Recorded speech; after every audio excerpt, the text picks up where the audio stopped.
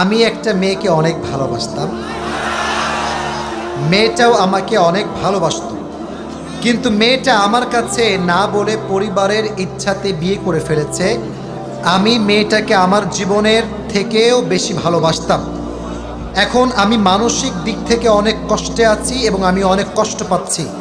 এখন আমি অনেক ভেবে চিন্তায় পড়ে গিয়েছি এবং কোনো কিছু ঠিক করে চিন্তা করতে পারছি না। এখন আমার কি করা উচিত? আচ্ছা, এটা যুবক অনেক কষ্ট নিয়ে প্রশ্ন করেছে। আসলে মেয়েদের ভিতরে বেশিরভাগ মেয়েরা আজকাল বেঈমান দ্বারা ভরে গিয়েছে। সবাই না, নট এভরিওয়ান, সাম পিপল। কারণ তোমরা যদি সবাইকে এভরিওয়ান করে দাও, মেয়েরা আমাকে গালি দিয়ে একদম ব্যাকা করে ফেলে দেবে। সব মেয়ে একরকম নয়। এখন যুবক যেহেতু প্রশ্ন করেছে, উত্তর দেওয়ার দরকারটা যুবক ভাইয়েরা আছে না নাই?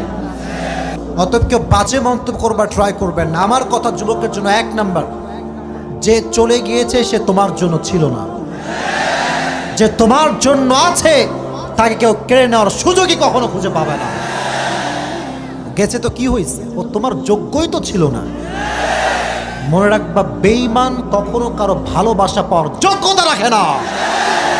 বেঈমান শুধু ঘৃণা পাওয়ার যোগ্যতা রাখে। সে বেঈমানি করেছে তোমার সাথে। একে তো হারাম রিলেশন করে তুমিও রবের নাফরমানি করেছো, তোমার গার্লফ্রেন্ডও রবের নাফরমানি করেছে। 6টা বছর তোমরা নাফরমানি করেছো। তুমি শুকর আদায় করো, সে তোমাকে ধোঁকা দিয়েছে। কারণ তার ধোঁকার দ্বারা তুমি বুঝতে পেরেছো দুনিয়ার সব মানুষ স্বার্থে দ্বারা ভরপুর হয়ে গিয়েছে, সব স্বার্থপর হয়ে গিয়েছে আজকাল। এক নাম্বার, সেই মেয়েটা তোমার জন্য কখনো ছিল, আর যে তোমার জন্য আছে তাকে কখনো আটকায় রাখতে পারবে? এক নাম্বার। 2 নাম্বার সাজেশন আমার কলিজার টুকরা যুবক, তোমাকে আমি পরামর্শ দিব একটা, এটা হচ্ছে খুব ইফেক্টিভ। তুমি যখন ঘুমাতে যাওয়া, এটা ওর একার সমস্যা না, এখানে অনেক যুবক আছে এদের সমস্যা আছে। অনেক যুবকই ছ্যাঁকা খেয়ে বেকা হয়ে গিয়েছে। তুমি যখন ঘুমাতে যাবা, এদিকে তাকান, কোরআনটা পড়তে পড়তে ঘুমাবেন। যখন বেশি কষ্ট লাগবে কোরআনটা বুকের সঙ্গে জড়িয়ে ধরবেন। যখন কোরআনটা আপনার বুকে আছে, খোদার কসম, ওয়াল্লাহি বিল্লাহি তাল্লাহি, রবের কোরআনকে যে জড়িয়ে ধরেছে তার কলিজাটা ঠান্ডা হয়ে গিয়েছে। সুবহানাল্লাহ পড়েন। কলিজা ঠান্ডা যদি করতে চাও, কোরআনটা বুকে জড়িয়ে রাখবা। আর 3 নাম্বার, একটা কথা তোমাকে বলতে চাই, একটা কিছু তো কি হয়েছে, বাংলাদেশে মেয়ের কোনো অভাব নাই। তুমি যদি এই চিন্তার থেকে বের হয়ে আসতে চাও, একটা কথা মাথায় রাখবা, তুমি যাকে যত বেশি মায়া করবা, সে তোমাকে তত বেশি কষ্ট দিয়ে ভেঙে চুরে চূর্ণ বিচূর্ণ করে দেবে।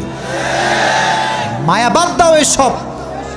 তোমার কথা হবে একটা, আমি যাকে ভালোবাসবো সে আমার বউ হবে। দুনিয়ার কোনো সুন্দরী নারী হোক না কেন, সে যদি আমার বউ না হয়, সে আমার ভালোবাসার ভাও খুঁজে পাবে না। অতএব যদি শান্তি পেতে চাও, খুবই দ্রুত ভালো দিনদার নেককার মেয়েকে বিয়ে করে নিবা। আর এস্টাবলিশ হয়ে তুমি তাকে দেখায় দিবা, তুই আমার যোগ্য ছিলি না, আমি তোর যোগ্য ছিলাম। আল্লাহ যুবকদেরকে বোঝার তৌফিক দান করুন। সকলে পড়া আমিন।